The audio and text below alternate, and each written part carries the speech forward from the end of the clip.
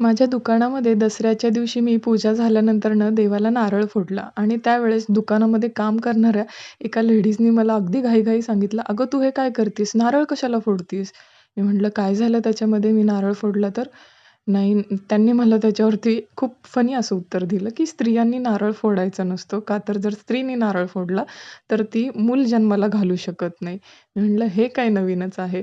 ज्या घरामध्ये पुरुषच नाहीये, त्या घरातल्या स्त्रियांनी काय करायचं? मला वडील नसल्यामुळे भाऊही माझा लहान होता त्यावेळी. मी, माझी आई, बहीण आम्ही बऱ्याच वेळा नारळ फोडलेले आहेत, देवालाही आणि स्वयंपाक करतानाही. ज्यावेळेस त्यांनी मला हे सांगितलं, माझी बहीण 5 महिन्याची प्रेग्नंट होती. तिला आता 2 वर्षाचं बाळ आहे. मलाही 10 महिन्याचं बाळ आहे. मला तर वाटत नाही ह्या गोष्टीमध्ये काही तथ्य आहे. कुठलीही गोष्ट फॉलो करताना ती चालत आली आहे म्हणून फॉलो करणं, हे मला नाही पटत. त्यामागचं सायन्स, काही लॉजिक तर शोधा ना तुम्ही.